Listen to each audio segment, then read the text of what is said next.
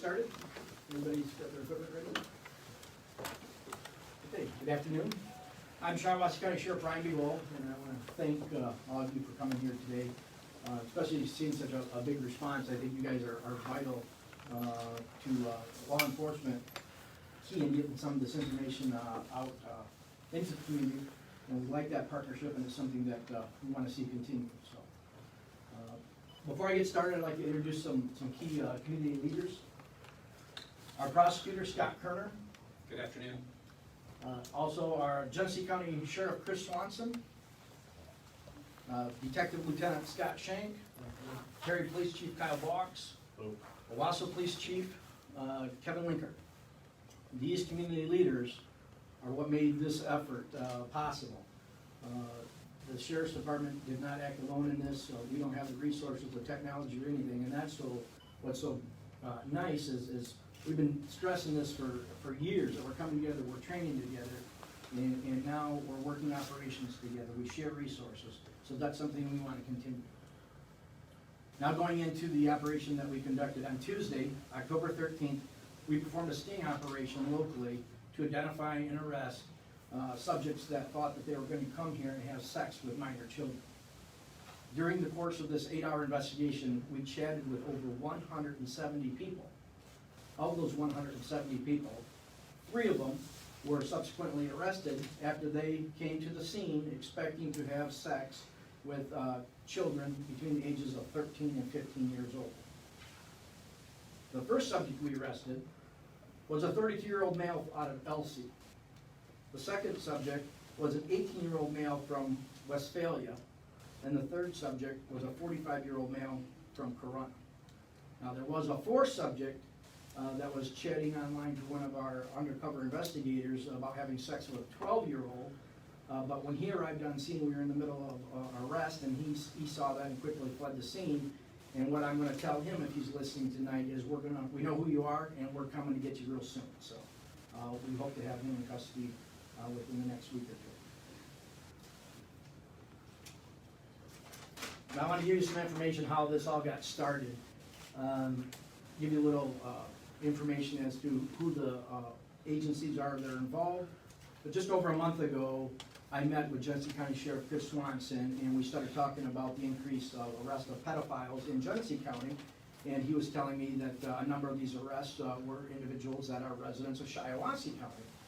And knowing our limited resources, I wanted to bring an operation like that to Shiawassee County, but it's just not possible. I mean, behind the scenes, there's not only the manpower involved, which you have chatters, you have arrest people, you have surveillance people, you have technology people, you have the technology itself, and we just don't have those resources. So this sheriff is absolutely incredible. He immediately offered up the G.h.o.s.t team, Genesee Human Oppression Strike team, and all the resources that come with it, the state police, the FBI, and we jumped on it. We're anxious to do that operation here, to try to protect our children here in Shiawassee County. So we set the organization, or the operation up. It took over just about a month to plan the thing, and like I said, we carried it out last Tuesday. I mentioned our desire to combat that problem here in Shiawassee County, and hopefully, now that we've gone through it, our officers are better trained, and possibly through other avenues acquiring equipment. That's something that now we can continue to do. We want to send a message to the pedophiles out there: don't come into Shiawassee County. Do not come here. We're not open for business. Don't touch our children. As sheriff and as a father, that's important to me, and we're going to continue those efforts to make sure that they're not happening. And if they are, that they get arrested. Okay, I'm going to turn this over to Sheriff Chris Swanson now, and then at the end, I'm going to turn it over to our prosecutor first, and then at the end, if you have any questions, then we'll be happy to answer those. So, Shiawassee County Prosecutor Scott Kerner. Thank you, Brian. Good afternoon. My name is Scott Kerner. I'm Shiawassee County Prosecutor. First of all, I want to give a special thanks to Sheriff Swanson and his team, to the sheriff and all the deputies, the Owasso Police Department, Perry Police Department. This was an amazing operation. I sat in with them about a month ago. They put a little PowerPoint presentation like clockwork. They have every contingency planned for. When I first started office, one of my main objections was to protect children. This operation is exactly on point with that objective. To protect children from assault and victims. As Sheriff said, we want to send a strong message.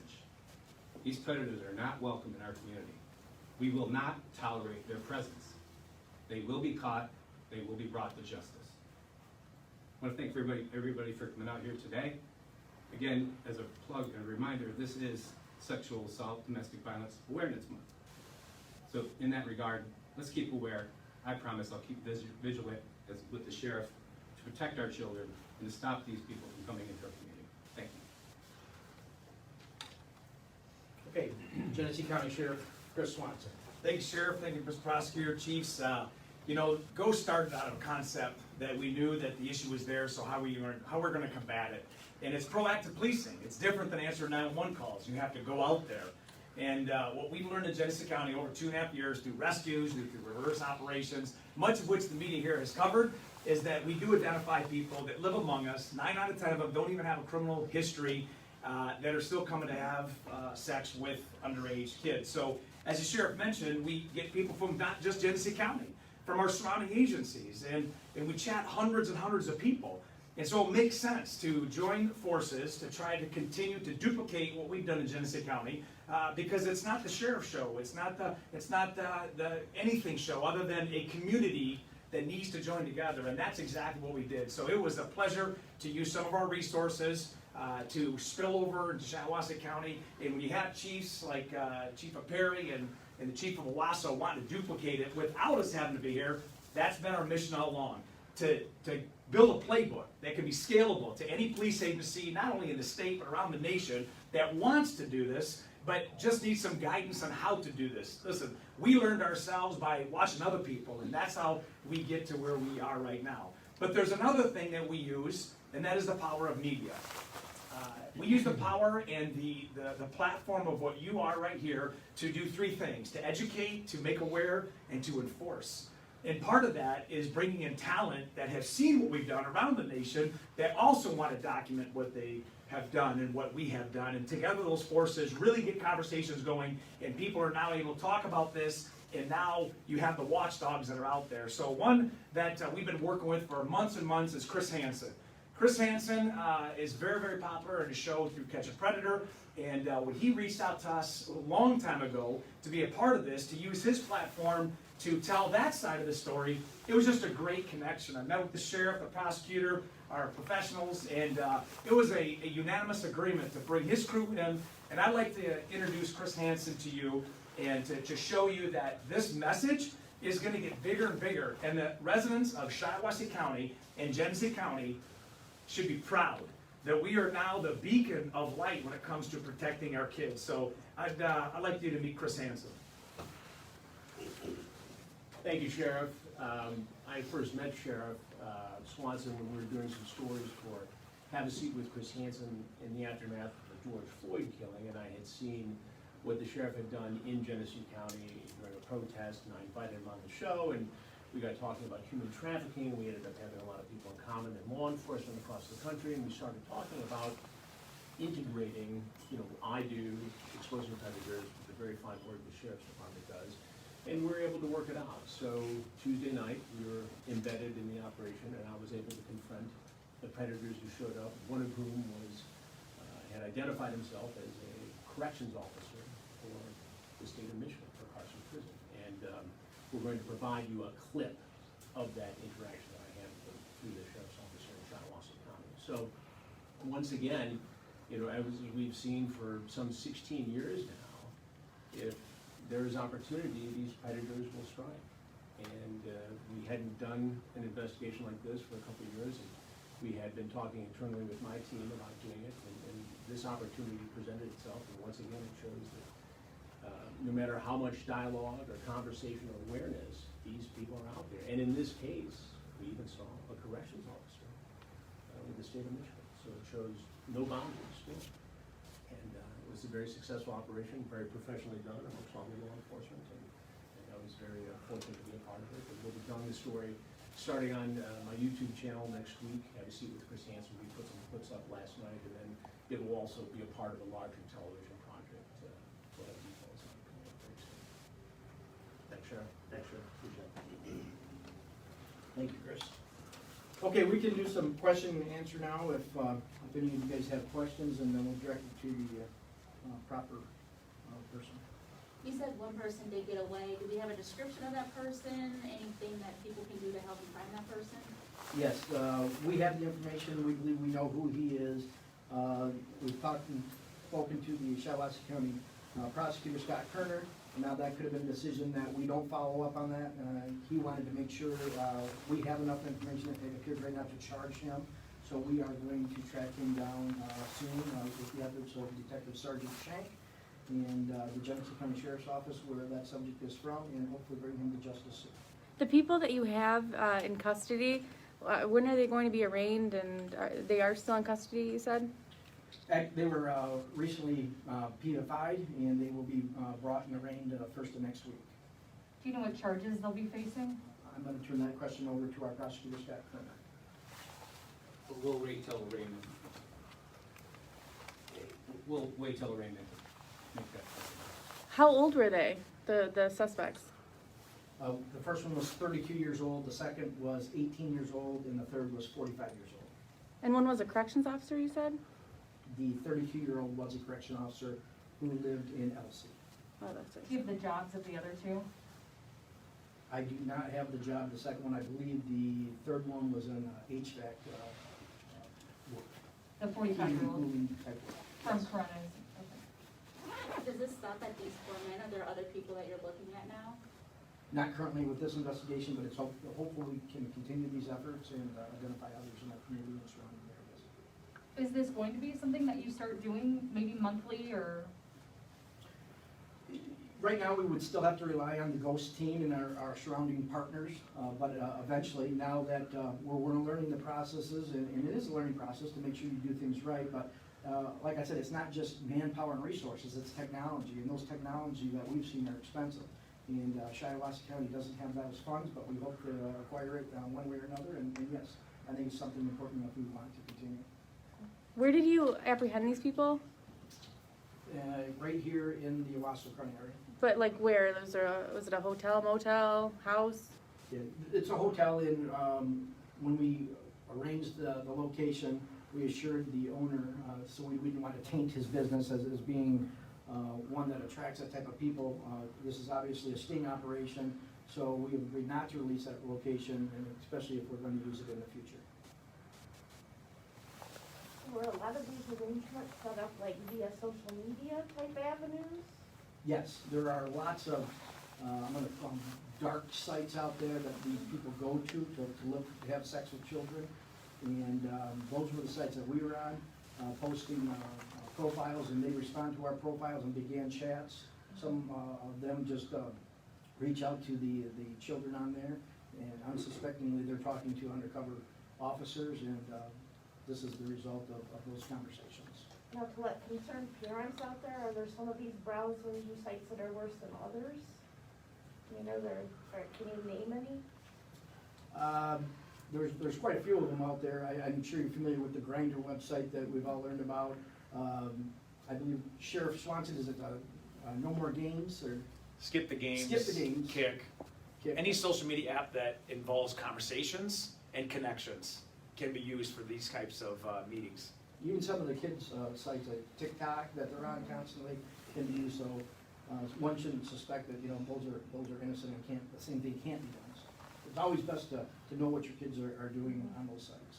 And do these men know each other? We don't have that information right now. They're from different areas, but they may have some type of connection online. It seems they frequent the same sites. Did they all have a criminal history of doing this? I'm going to refer that question to the prosecutor, whether they did or not. We are still looking into that, so, and I don't want to disclose any more information about it until it's written down. And that will be part of the information, or part of the complaint when they are arraigned, if they have a past conviction of this type. Thank you. You said these men were PFIs, so they're currently out. Is Yeah, there any? PFI is pending further investigation. Yep. Is there any concern that they could skip town? now that, you know, you've had a press conference and announced Sure. these things against them? Yeah, well, they know the things against them anyway, but they are local. If they weren't local, then other factors would have been taken into consideration. So they have been PFI'd, but we hope to have them back in court in the ring next week. Is there a reason why they haven't been charged yet? I will refer that question to Mr. Prosecutor. We're still completing our investigation. We want to have everything thorough, working with the Genesee County Sheriff. A lot of our reports aren't automatically generated to our office, so we're waiting to gather all information so that we can make the right decision at all charges. I mean, these gentlemen have been arrested. One of them, I believe, has already indicated that he turned himself in, so I don't believe that any of them are flight risk. But we need to have a thorough investigation and all the reports before I can make a charging decision. And Mr. Hansen, you said that you're gonna be providing a clip. Is that something that we could get today, or when? Yes, we're gonna give a clip. One of my producers is gonna give that to Lieutenant here at the Shiawassee Sheriff's Department, and it's essentially a clip of the fellow who identified himself as a corrections officer. I asked him a question, he responds. His face is blocked because it's pre-arraignment, and then obviously after the arraignment, you'll see full face in our productions and our shows. And how is that for you, meeting someone who's meant to protect people or be in that department? running People into- always ask me if I'm ever, shocked at who walks into these investigations, and the answer is, well, I think nothing will ever shock me. Here again is somebody who's a lawman, who's sworn to protect, whose job it is to monitor inmates in a state prison. And it goes to show that these guys come from all walks of life and still present. That's right, we did the second one in our series a year ago. I thought, well, this will be it. Nobody's ever going to show up. And here we are, 16 years later, they're still showing up. Is there a particular demographic of children that are more at risk or more prone to these dark It sides? runs the gambit, because the internet is so available. It's the access, the anonymity, the addictive nature to it. And kids don't know necessarily they're being groomed as they're being groomed. I mean, yeah, there are kids who are vulnerable, who are out there putting themselves in bad situations. But at the end of the day, they're still 14, 15 years old. And they're in a vulnerable class. Thank you. Okay, is there any more questions? Okay, once again, I want to thank you guys for coming here tonight, and I want to especially again thank our sheriff, Chris Swanson, and his Class A team of people that came over and helped us with this. They were extraordinary, so thank you very much, Sheriff. Thank you. And thank you to our other law enforcement partners. Thank you. So are you going to be providing that video through? How's it going? What was your plan here? I didn't really know because I thought this was what this was.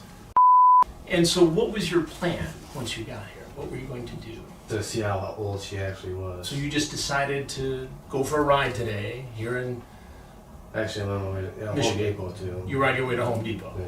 What were you going to do at Home Depot? Buy paint. Buy paint. Yeah. And so on the way to Home Depot to buy paint, you decided to pop in and have sex with a 14-year-old girl.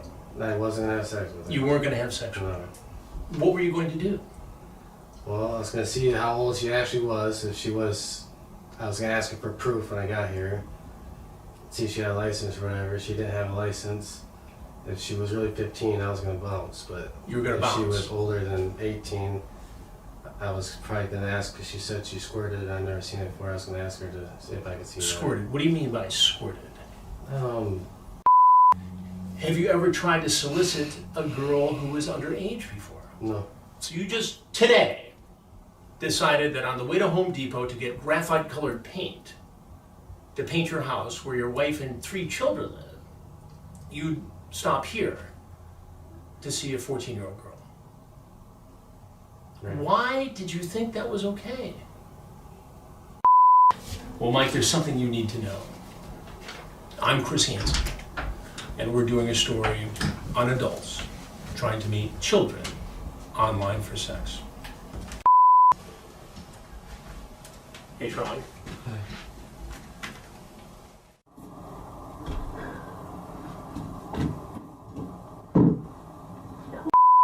What's happening tonight?